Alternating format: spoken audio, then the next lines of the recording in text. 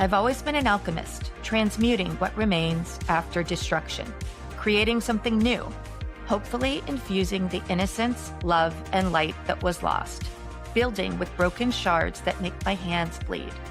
Loss doesn't just come from death, but from what was supposed to be and never will. That feeling of grief swells, and then the almost unthinkable question hits. What next?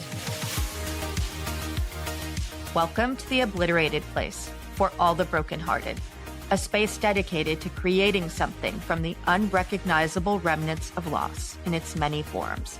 A place to witness one another's grief and choose to honor grief through our actions, big and small. I'm Kay Steinsapier. Thanks for joining us today. Hello, and welcome back to the Obliterated Place. I'm your host, Kay Steinsapier. I am here with one of my dear friends, Lili Geller. Hi, Lili. Hi, Kay. Welcome to the Obliterated Place. Thank you so much for having me. I'm honored to be here. I am so happy to have you here. Well, our audience is already a little bit familiar with you if they listen to Jill Lipsky's episode. Yeah. Jill is our mutual friend, and Jill gave the audience a bit of a preview about you because we've all sort of been through a great deal together. Yeah. Definitely. So you lost your husband, Damon. What year was it when Damon died? Oh my God. 2018. So bad with dates. 2018. Yeah. Was it at the end of that year? December. It was right after was we had that Hanukkah at our house. Yeah. Literally the kids, it was the last day when it was like the day school got out for winter break. Yeah. I remembered we had all just been together. Mm-hmm. But in my mind, Damon's passing was closer to Molly's. Molly's is in 2021. I think of them as like kind of linked. Mm-hmm. But you were further along in your grief journey than we were. Yeah. And now that I'm saying it, I remember it because I never told you this, but John said to me, like shortly after we lost Molly, he said, I was talking to Lili and she said, oh, you guys are just getting started. You're just beginning. Like there's so much ahead of you. Yeah. I mean, I think especially, with Molly's passing and with Damon's, it's not like they were sick. It's not like, and I don't think one is necessarily easier than the other. But when you know something could be imminent, you have time, I think, for these thoughts to ruminate in your head. Although, I was in a widow grief group, and majority of the women who lost their partners or husbands then, they were sick, and they kind of knew it was coming. But they also said that you never really think about the moment, but the angst is with you longer. Whereas when I think it happens so quickly, the shock, it's just the utter shock of, I always say Damon's passing was like a light switch. It was literally like he was here and then you turn the light off and he wasn't.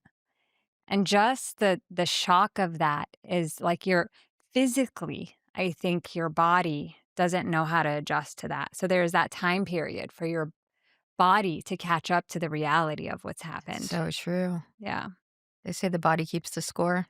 Another thing that I thought about when I was listening to you and Jill's podcast is how physical grief is. Like it's not just your heart, although the pain is in your heart, but physically you feel it all over your body. It hurts.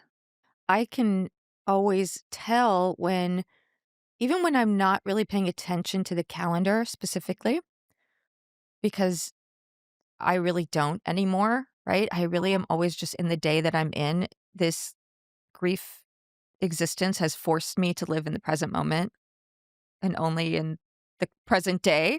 So these dates sometimes creep up on me and I can tell they're coming because I feel it in my body. I could tell that it was the anniversary of the accident because I started to feel it. And then all of a sudden I was like, oh, right. Oh, This is why. this is it. Yeah. And I remember the first year after Molly died, the first everything, like her birthday and I all know of that that. first I mean, year, I it's just so was like, I hard. just have to get through this day. Yeah. I just have to get through, it's just the first year is, dealing with the shock, the trauma, and just surviving. Yeah. You're just really trying to survive that first year. It's true. It's true. And then in some ways, the second year is different and in some ways more difficult because I Yeah, think that that shock, wears off. it wears off. It's sort of protective. I remember being in a bit of a, like, grief fog that protected me a little bit early on, Mhm. right? I Yeah. remember when people were at our house for the Shiva all those nights in a row, and I remember just sort of vacantly, like, sitting and talking to people, and, I mean, how could I be talking Yeah, to anyone in yeah. that You're not all moment? I there. wasn't there at Yeah. all. I don't remember so many things, So much, right? It's a haze. It's all a haze. Let's talk about Damon because he was so unique and such a character.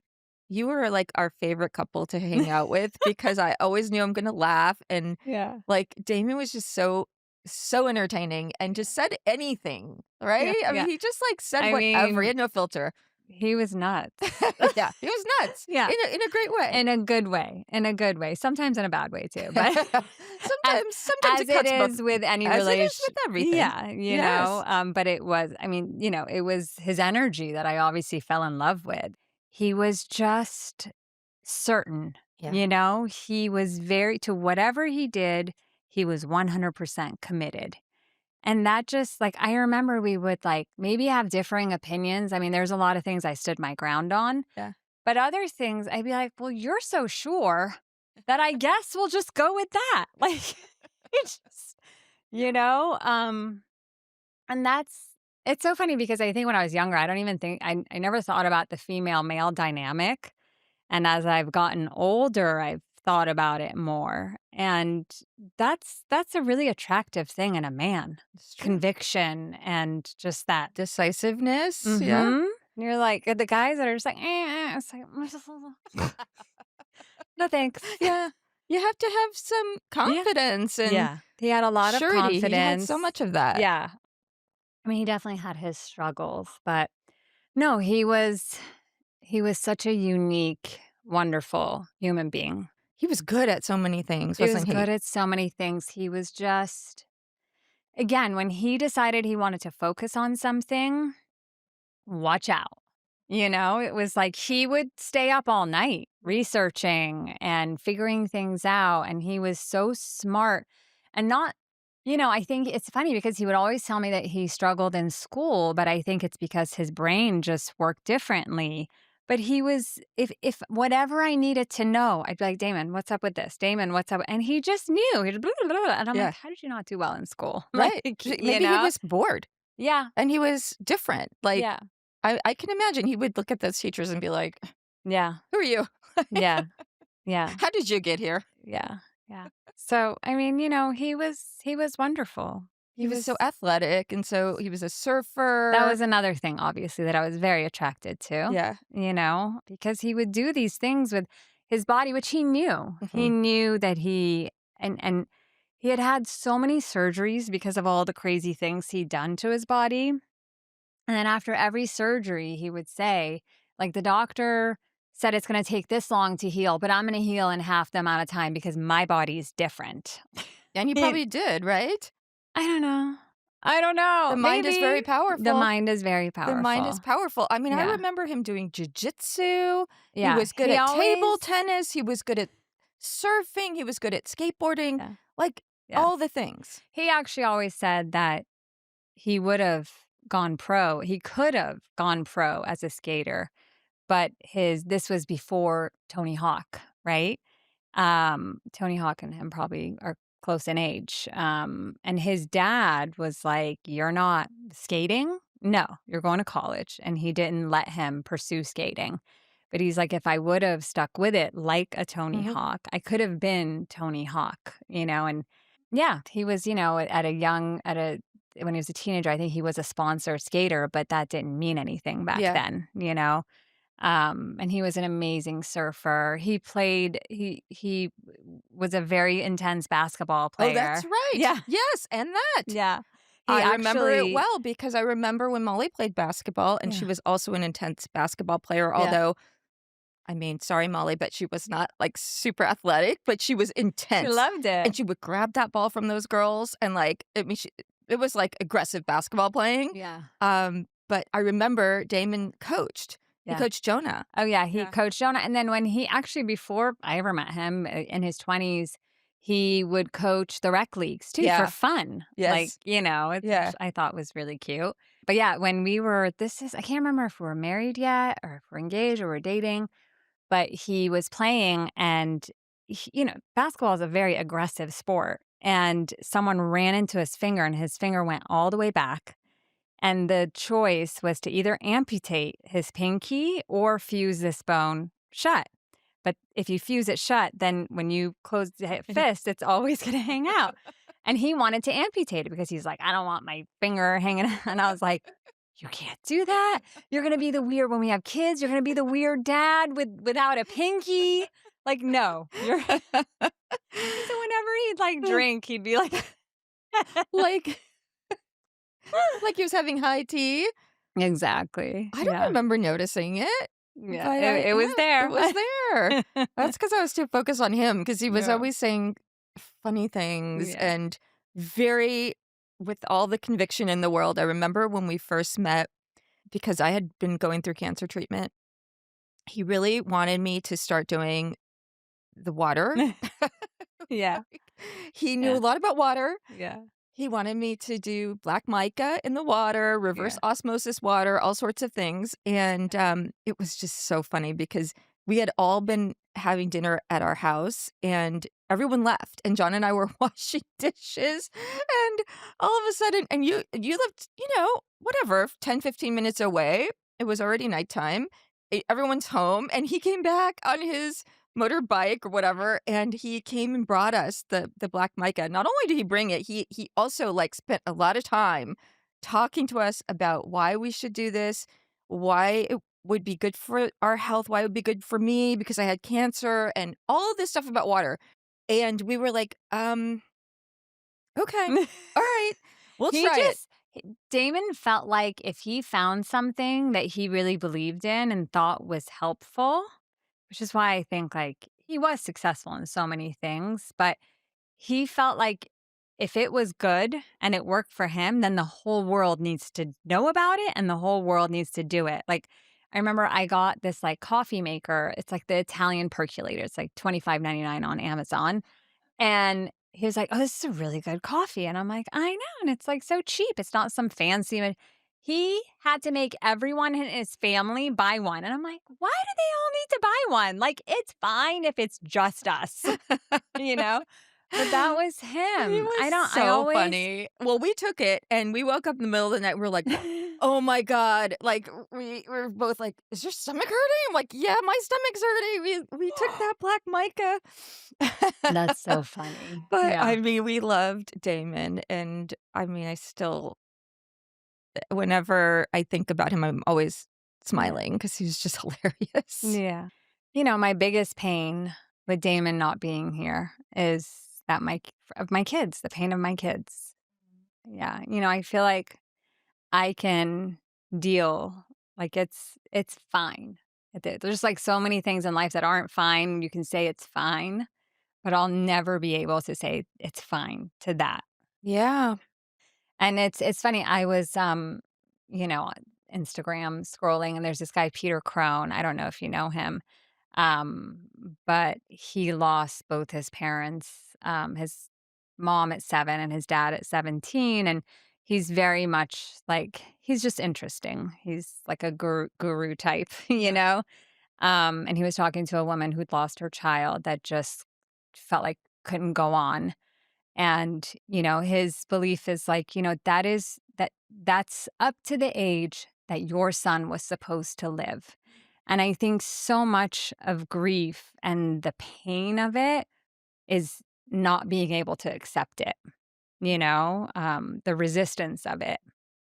And once you accept that that's just the way the story was supposed to be told. It does get easier. Um, but I still somehow, because I don't know if my kids have accepted it. So how can I accept it? It's very difficult to accept, Molly only was supposed to be here for 12 years. Yeah. But I do believe that. I have come to believe that. But I understand, not being able to accept that when your kids don't have their dad. Yeah. How old were they when Damon passed? 7 and 9, but close to 8 and 10. So young. So young. And like what you said about Damon, like just his personality, his energy, like he was the most alive person I had ever met, you know? So it's just, and he was that way with his kids too. Yeah. So his absence was just, it was a lot. It was a lot not to have him. I think that first year it was like, it's so interesting because I think I kind of learned how my kids, I mean, all our kids are obviously so different from each other, but in that first few months, especially, my house was never empty. There was, our beautiful community. It's like everyone showed up, strangers dropping off food, and Jonah, if our house was quiet and empty, could not stand it. And he would say, like, who's coming over? Like, who's going to come over tonight? My kids were like that too. Yeah. Whereas Mhm. Delilah, I think, would go hide in her room because it would be too much for her sometimes. But yeah, just that I and then when COVID hit and it was like, oh my God, it can't Yeah. just be the three of us. Like Yeah. this is, and I actually right from the start, I I potted with a friend. And I remember she called me and she's such a dear friend. And she called me, she lives in my neighborhood and was like, it's really bad. There's like so many people dying. And I literally was like, Sarah, you're not leaving me. Right. Yeah. Like, we're in this together.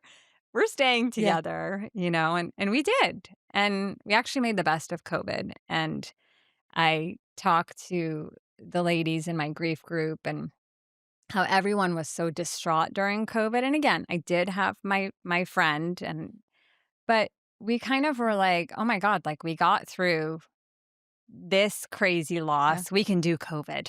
Like it's okay."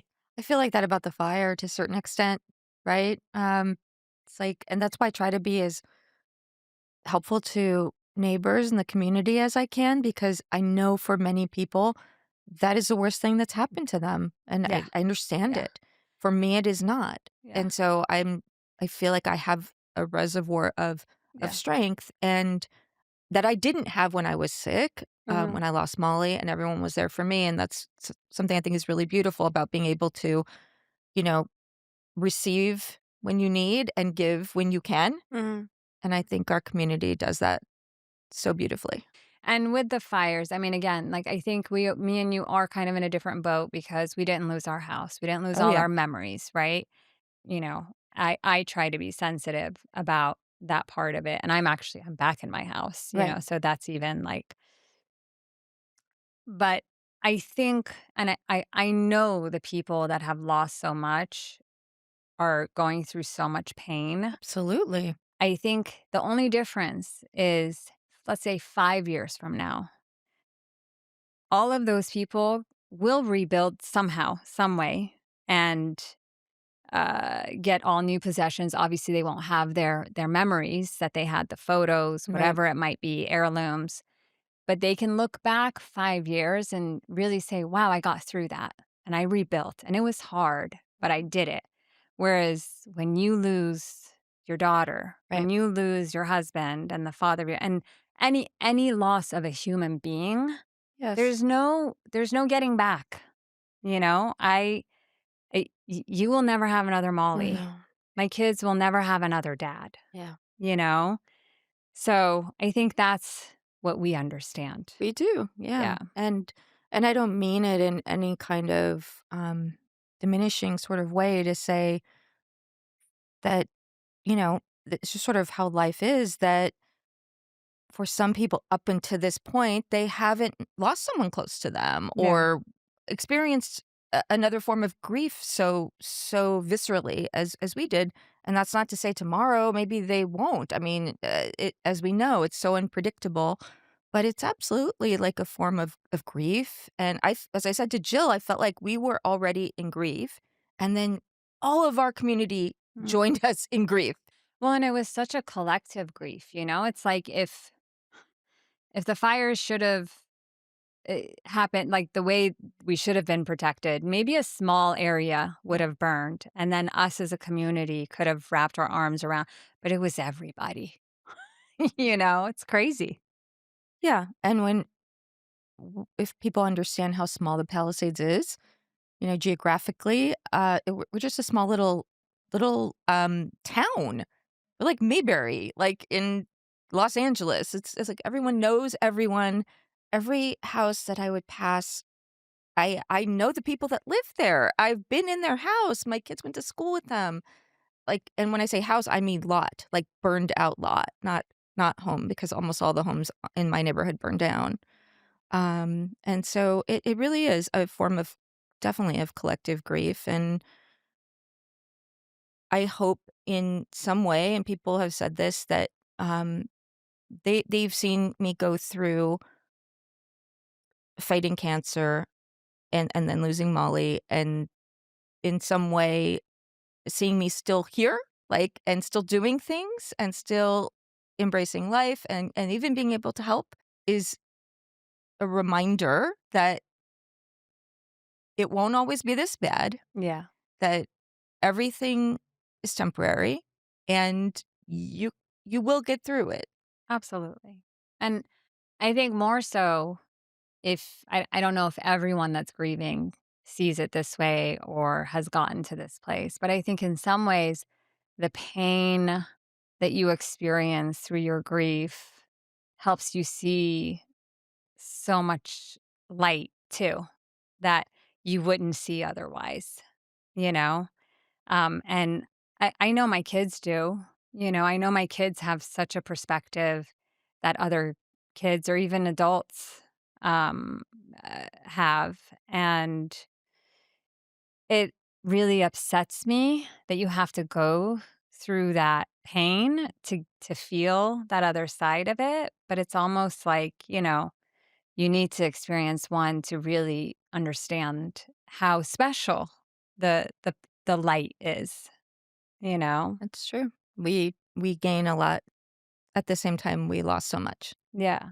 and we'd rather just give it all back and have a person Yeah. back. I'd rather not have Right? my Right. perspective and Yeah, live my, yeah, like, day to day with my husband and my yeah, kids and bicker at each other and then cuddle and watch a movie and, yeah. but, as we said, that wasn't the way the story was supposed to go. Talk about that night, what happened when I mean, so it was, like, the last day, before, winter break started. The kids went off with their friends, on play dates after school, and I remember I mean, there's so many eerie things that happen that I'm just where the universe, like, there's certain things that line up in a way, and I think you don't have these ideas until, like, this happens to you, and then you see so clearly because I'm not a woo-woo kind of person at all, but I believe in signs now, you know? But anyways, so they and Damon was gonna, go pick up Jonah from his friend's house, and I remember I called him and I was like, "No, don't pick him up, they're having a good time, da, da, da," and he was like, "No, I want Jonah back." And I started getting annoyed with him, and he wouldn't banter with me. He was like, "I love you, babe. I'm gonna go get Jonah." I'm like, "Okay." Like, "Oh, you just don't wanna have a fight with me?" And he ended up taking Jonah and his friend to the beach. He took a picture of the sunset with his Jonah and his friend in the Yeah. background, and he sent me the photo, and he said, "This is the most beautiful sunset I've ever seen." He was really into sunsets. He always was always trying to get us to go see the sunset, and I was like, "I'm making dinner, like, leave me alone," you know? And then, Jonah ended up at another friend's house in the neighborhood, such as it is in the Palisades. You just hop from Yeah. friend to friend, and I had dinner plans with Mel and Neely, Mhm. and he was like, "Hey, babe, the kids are gone. You wanna go to Sugarfish?" That was his favorite place to go have date night. And I was like, "Oh, I told you I have dinner with Mel and Neely." He's like, "Oh, yeah, yeah, go have fun." And it's so crazy because that night at dinner with Mel and Neely, it Damon was supposed to have another surgery because some tendon somewhere, and he was waiting for a cadaver. And I would get so frustrated with the surgeries because when he couldn't be active, he was so unhappy, and then I'd have to deal with him being unhappy, and I said to Neely and Mel, I was like, "I don't know how Damon's gonna grow old. Mm. I don't know how this is gonna happen," Right. which was just kind of a crazy thing to say that night. Anyways, I went home. Both the kids asked if they could spend the night where they were, and we Mhm. said, "Sure, have fun. There's no school." I don't know, can we get, like, really, intimate here? Absolutely. Yeah. And Damon, I mean, this is not, like, romantic at all, but Yeah. Damon's like, "Babe, there's no kids. You wanna do it?" And it's so funny because I overate that night Yeah. so much, and I was like, Really? but something in me Yeah. was like, "Okay, Yeah. fine." Like, Oh, yeah. and thank God I did. Right. Thank God I did, and it Yeah. it was wonderful. It was Yeah. beautiful. Like, it Right. was connected. It Yeah. was really, really wonderful. Yeah. And it's so funny, he was growing a beard. This is the last thing I said to Damon. Yeah. He was growing a beard, and I said to him, he was in the bathroom, I was laying in bed, and I was like, I really like your beard." I was like, it's like I'm with a stranger, but I'm not with a like, it's the excitement, like, Right. it's that feeling, but it's you. It's my husband." And he looked at me and he smiled and he stroked his beard, and that was our last I can interaction see with him. each other. And then he wanted to go night surfing. He called his brother Mike, and he was like, "It's a full moon. Let's go." Mike didn't wanna go. And I was like, "Bro, I don't wanna go." And he was like, "Come on, let's go. We're gonna have a great time. Let's go, let's go." And, they went night surfing. I was watching Marvelous Miss Maisel in bed, and I got a phone call from my sister-in-law, Jamie, and my phone hadn't been charging. I was, like, so, like, dingbat, like, Yeah. and as soon as she called, my phone died. And so I go stick it on the charger. I go to my laptop to, like, text her, like, "Hey, what's up?" And she was like, "You need to call me. Something's happened. You need to call me." And I don't know. I don't even know how I called her, but fine. She was like, "You need to go to Topanga. Something's happened with Damon." And I am such an optimist that the whole way driving there, because there's so many crazy things Damon's Of done. course. She's like, "Well, he's gonna be fine. Like, Right. everything's fine. Everything's fine," Yeah. you know? And I remember driving towards Topanga, and I saw all the ambulances. I saw all the lights, you know? And it's so interesting because I don't know how I even knew this. Maybe I just followed the lights, but I didn't pull into the parking lot. I pulled into the back lot where, like, you're all the way down by the beach. And I went out there, and they were doing CPR on Damon and doing, the chest and the everything. Mhm. And there was a whole group of EMTs surrounding him. And Mike was there freaking out. And I just like, I kept imagining Damon like turning his head, water spitting out, and like I was imagining yelling at him, Yeah. like, "What the fuck?" Yeah. you know? And the head guy, every so often, would look at me, and I remember, like, it's almost like his pupils were dilated. He had this crazy look in his eye, and he was like, "I just wanna let you know that we've been working on him for a long time, and he's not responding." And I was like, Why are we here? Like, where's the helicopter? Why are you not taking him to the hospital?" And he kept saying to me, "That is not the best course of action. This is his best shot, you know?" And I think honestly, by the end, even maybe when I had just gotten there, them working on him was more performative. Mm. Like, they knew. They all had this look on their face, Mm. you know? And I mean, it's just like it's so surreal. Yeah. Even now, like it's almost like it's still out of body for me, that moment. I kept looking at him to see, like, is there like blood somewhere? Like, did he hit his head on a rock? Like, where is this coming from? And there was nothing. The only thing was like he had a mark right here from the oxygen they were trying to put on him. And at some point they called it, and I don't know. I just remember like sitting with him and laying my head on his chest, and I kissed him one last time. Yeah. And then I just went walking down the beach, and I felt like I was gonna throw up, and then I think I did throw up. Um, and then it was all well, I remember too when they were working on him, like, I couldn't go be close to him, and I was talking to my sister-in-law on the phone, and her dad had recently passed, like, just a couple of months ago. And I was like, "I don't know what to do." And she was like, "Go talk to him. He can hear you," because she had talked to her dad in the hospital in a coma. And so I did. I went by him, and I was like, "Babe, wake up. Wake up. You gotta get up." I kept saying, "We have so much," because we had plans tomorrow. And I was like, "We have so much to do tomorrow. I need you to get up." And like Mike was yelling, he was like, "Jonah and Delilah are waiting for you. Get up. Like, wake up. Wake up." And we kept talking to him that way. And of course he didn't wake up. And that was it. And it's crazy because I spoke to a psychic not too soon after, also my sister-in-law. She was like, Yeah. that's her thing. Right.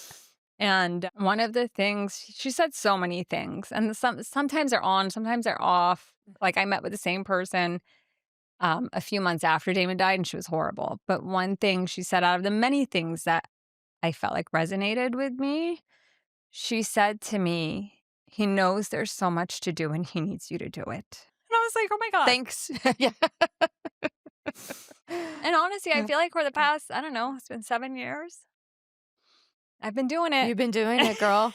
You have been doing it. And anyone who has the privilege of witnessing you is so in awe of how gracefully you've done it and how your kids are great. And, I know it has not been easy for 1 second, but It's not easy. And I it's go not. through my moments of like, I just want to throw my hands up and give up and just cry. Mhm, And I do. mhm.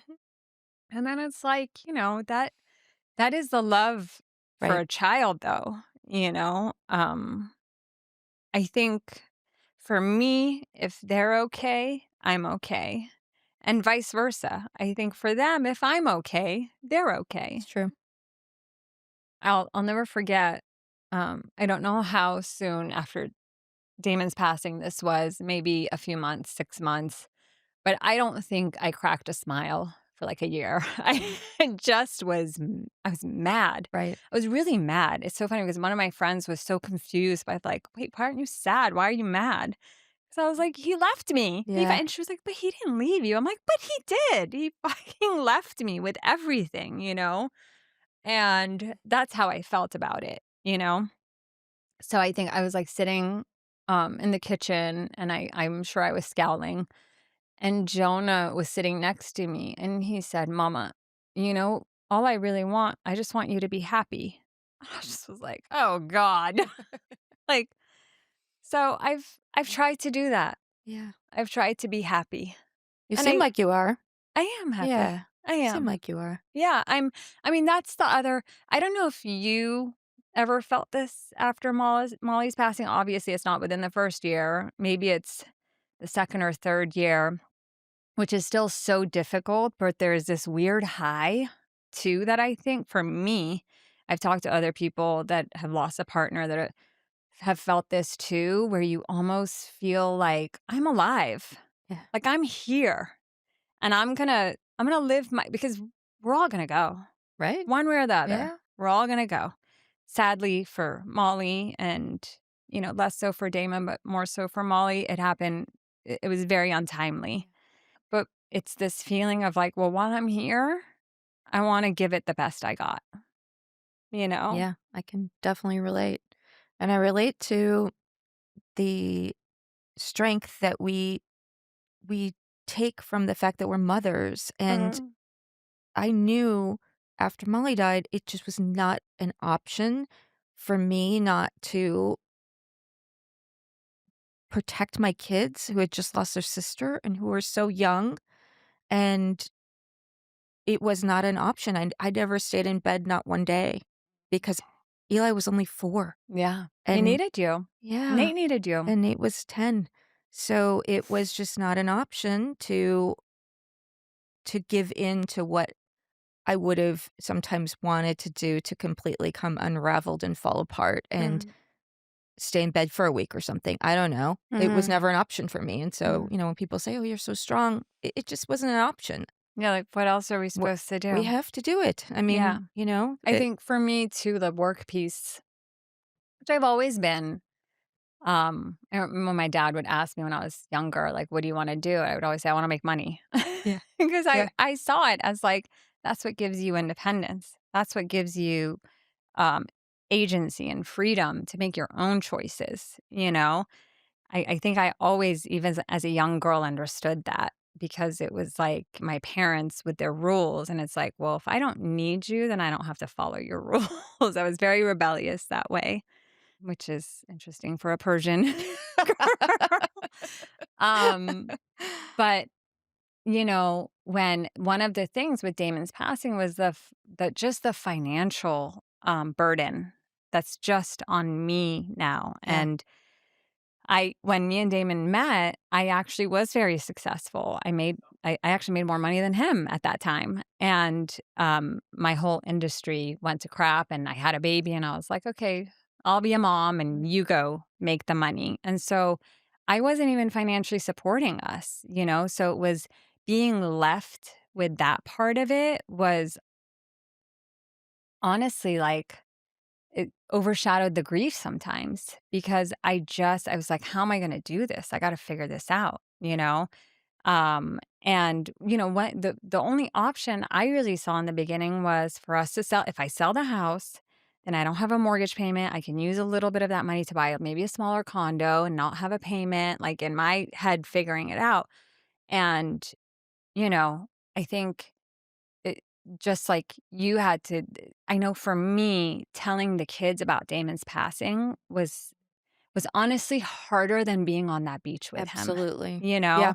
I couldn't sleep because they were at their sleepovers, Mm, and we didn't tell them, because we were like, "Let's just" I can't even remember, one of my friends spent the night with me, and I was like, "I don't wanna I wanna" obviously, they're gonna find out if I don't tell them sometime in the morning because news travels fast in the Palisades, and but I just wanted to shield them, even if it was just a minute more of them having this normal life, you know? And so telling them about Damon was so difficult. And then the next news was, guys, like, I need to sell the house. Like, yeah, I can't, daddy's not here. There's no, like, I'm not making any money right now, you know?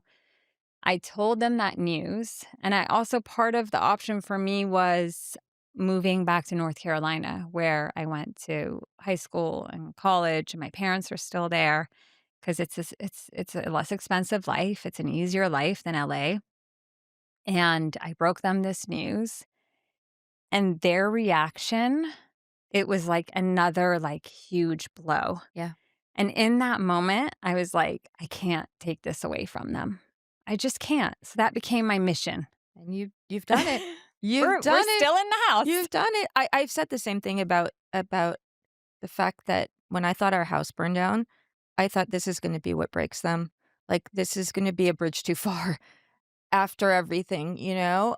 It was the same that night with the fire where I was like, on top of losing him, because we have all his stuff. Obviously we cleaned out some stuff, but it's all Damon is in that house, you know?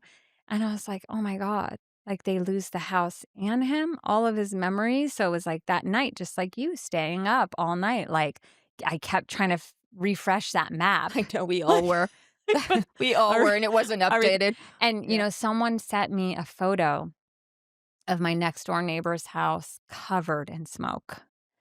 And I looked at the kids and I was like, "Miss, we're done. Like, Betty's house is covered in smoke, you know?" And, but the next day it was still there. And those are, it is such a blessing. I'm so grateful. I really, I feel so bad for so many people that have lost so much, but I still hold my own just for my kids, Right. honestly, more Yeah, than anything, right. Same. that it's still there. And the fact that you've been able to go back has, like, given us all a bit of normalcy because we've all been able Yeah. to go back to your house, and it's My kind of like old times again Yeah. and A little bit of a little bit of normalcy, and normalcy. also I think hope. Yeah. Hope for what is ahead. When, my daughter was after the fires, one night was out with her friends, and then they ended up in her car talking for a while, and everyone was crying about the fire, and all of them had lost their homes. And Delilah was like, "I feel so bad. I feel guilty that my Right. house is still there." And they were like, "No, we're so happy your house is there because it gives us a place to go back to, Right. you know?" We've been through too much. Yeah. I mean, it's a lot, but here we are. Yeah. And I don't know, I feel like we're thriving Yeah. in some way. I feel like we're Yeah. good. Yeah. It's still hard. Obviously, it's still hard and it's always going to be hard. Yeah. Um, and on some level, it will never be okay. Yeah. I really am reminded all the time of the fact that Molly wants me to be good. She Mhm. wants me to be okay. She Yeah. wants I would be disappointing her so much if I allowed myself to Give not in. to give up and to not, and it would just be so unfair, and she would say this because she had such a strong sense of fairness, that Mhm. it'd be so unfair if Nate and Eli didn't get the same Mom. mom and childhood to some degree. I mean, it's never the same, but Yeah. that wouldn't be right. And so I think because I know that I was faking it till I made it, and then eventually It's like, "I'm doing it's sort it. of like, yeah, okay, I'm doing it." maybe it's sort of real. Yeah. Yeah. I would say that Damon was my biggest cheerleader. Oh, he was. He He really was obsessed was. with you. We all knew that. He was obsessed. He'd be, like, posting the pictures, "Look at my hot wife in her tennis skirt." He was just so funny. My God, he had a Yeah. T-shirt that said, "I love my smoking hot Yeah. wife," and he would wear it, like, to the kids' games and stuff, and the moms would be like, Yeah. "Lily?" And I'm Yeah. like, "Oh my God, it's so embarrassing," and they're just like, "Enjoy it," and Yeah. for sure, he would. And, before I got into real estate, which I was kind of in real estate when we first met and what I was successful at. But I had my own brand. I had this line of the gem ties or Yeah. whatever. And there would be so many times where I'd be like, I don't want to do this. Like, this is like so much work. Right. I'm not making any money. Whatever I make goes back into it. Like, I wanted to like go shopping with the Yeah. money I made, not put it back into the company. And he wouldn't let me give up. I remember. Yeah. I remember. Like, "No, this is such an amazing idea. Like, you're gonna do it. You're Yeah. gonna like." And I remember I got on the Home Shopping Network, and I was like, "I cannot go on camera." I don't know why, because I don't care now. Yeah. I'm like, "I don't. I just couldn't." And he was like, "You're doing it. You're going." And I'm like, "Oh my God!" It's like, "You're my But smoking hot wife. yeah, Everyone is gonna wanna buy gem ties from you." he just really believed in me. And honestly, like, I think, I have gone from this feeling of like this shaking leaf trying to survive to like, I'm doing it. I can doing it. I'm like, I'm paying my bills. I'm the kids, all their stuff. Like Delilah spends her takes spends way too much money on things she shouldn't be. She's gonna get mad that I said that. But it's like it's I've made it manageable. And I've gone from a place of survival to like, this is my business. I feel like I've built a business, and I just feel like he's out there somewhere really cheering me on. Like, yeah, he just Yes. like he would do this thing sometimes. Like I Yes. see him doing that. You made me tear up because I have chills all over my body because I can see him doing that too. Yeah. I remember when we went to the memorial service for Damon. I don't know if you remember this, but it was so windy that day. Yeah. Do you remember that? I It was do like remember. incredibly windy. And Yeah. I remember thinking, that's Damon. Oh, yeah, Like, like the power lines were down. He mhm. was just like, He was a "Let's go, people." a force. And I don't believe that that goes away. There is no way that I think Chaim actually said he something did. about, like, "We know this is Damon." Absolutely knew. Yeah. And I remember the birds that came to your backyard. Yeah, oh my god, he was obsessed before he passed. Damon would, like, obsess, you He'd get know? into his Yes, things, yeah, yes. and he was on such a mission to turn our yard backs up to a hillside, which is so beautiful because you can't tell there's anything behind you. All you see is eucalyptus trees and greenery, and, which is why I got him to buy the house. Um, but he was obsessed with turning our yard into a bird sanctuary, right? And he was like Jonah was in on this mission too. So like every morning he'd wake up and be like, "Daddy, are the birds here? Daddy, where are the birds?" You know, and he's like, "Not yet, buddy. They're coming. They're gonna come." And every day, some contraption would show up from Amazon. Like, there's this steak that you put up because, and there's this bird feeder. Then there's this 10 different kinds of bird food. And they need different colors. So we're going to get this. And I just was like, how much money are you going to spend on getting birds in our backyard? And he just like got annoyed with me. Yeah. And I have a video of it somewhere on my phone, but like, I don't know, maybe a couple of days or a few days after he passed, I woke up one morning and I swear there were 1,000 birds in my yard. Like just they were so loud. Yeah. And I was just like, "Oh my god, that's him." And before this, you forgot to mention that no birds came Yeah. while he was trying to do this the whole time. Yeah. He was not succeeding in attracting the birds, and Yeah. then they, like, all descended on your He backyard. literally was like, "Let's go, guys." Yeah. Because as he would. As he would. There's nothing small, there's nothing subtle, Yeah, like no. No, there was nothing subtle about him. yeah, The way he liked to dress, the way what car he had, yeah, everything was loud. Yeah. and everything was fun, and everything Everything was an was adventure. full of life and full of adventure, and that does not go away. I've told you this before, but when Molly was in the hospital, I'm naturally a rule follower, and we were not supposed to be both of us, John and I, wanted to go upstairs to where Molly was, and we were not allowed because it was COVID. And it was, like, the first night we were there, I think, and they were doing that memorial service God, not a memorial service, a prayer service online on Mhm. KI. Yeah, I was on it. And, it was going to be me upstairs with like, outside Molly's room and then John downstairs? I mean, it Mm. was crazy, and there was no one in the hospital, by the way. Like, I never saw anybody else, so it Which wasn't like it's so like all that stuff is so nonsensical yeah, because you were just with John. yeah, So like whatever he had right. given it to you and I We were just, both in N95 masks and shields and everything, yeah. and there was really nobody around, but my nature is to, like, ask for permission, and if they say no, like, to accept that. And Mm. I remember thinking of Damon at that time, and I just grabbed John by the hand and pulled him on that elevator, and we went up there, and we both sat there, and we sat through the prayer thing, but the really important thing is, like, right after that, the doctors came out of that surgery room, and there's no way I could have done that by myself. There's absolutely no way I would have been able to take it in, or I would have even been able to stand there on my own 2 feet by myself. And that was Damon. And our loved ones, they continue to have ripple effects, and they continue to touch lives, and Damon is always inspiring me to take chances, to take risks, to, ask for forgiveness instead of permission, Yeah.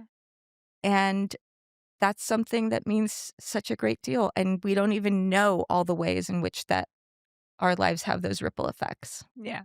And I think that's so wonderful about this. This is what's so wonderful about you doing this podcast and carrying on Molly's memory is, you know, it's part of keeping them alive, It is. And It is. I'll never forget my aunt, my dad's sister, who actually had lost her husband too, but just unaware about, I actually think the way that she went about it was really detrimental to her kids. Mm. And this was after Damon passed, and we were at her house, and her son, who's older, brought up Damon, and my aunt it's like, shh, don't say his name, don't bring it up. Mhm. And I was like, no, the kids love hearing his name. Right. Like, say his name over and over and over again. Keep Yes. him alive Yes. in whatever way I can. Especially for the kids too. We still it's like if you can't find go look on daddy's nightstand, Yeah. we Yeah. still talk like Of that, course. you Of know? course. Yeah. Molly's Yeah. room is still Molly's room. Yeah. And even though it's Eli's room, still Molly's room. Yeah. Yeah. We kept one wall the same color that she painted it. So those little things, Yeah. they mean a lot. Yeah. I'm sure it's very special for him Yeah. to be in her room. Well, he never wanted to sleep alone. And then Yeah. after she passed, he started sleeping in there and he said, I'm This not is my alone. She's in room, here. which I don't know. I think especially younger kids, they see things. They feel things. Well, we're going to end on this note. This woman, Lili Geller, is the most amazing real estate agent. And she's helped us. We are in our place because of Lili. So in our show notes, we're going to include Lili's information. Anyone I with didn't any know real this was like a marketing This pitch is a for me. marketing pitch. Anyone with any real estate needs in Los Angeles, Lili Geller is your woman. Thank you. On that note, thank you all for joining us on today's episode of The Obliterated Place. Until next time, I am your host, Kay Stein-Sapir. Please, if you are watching us on YouTube, subscribe and please follow our show on Apple or wherever you get your podcasts. Thank you.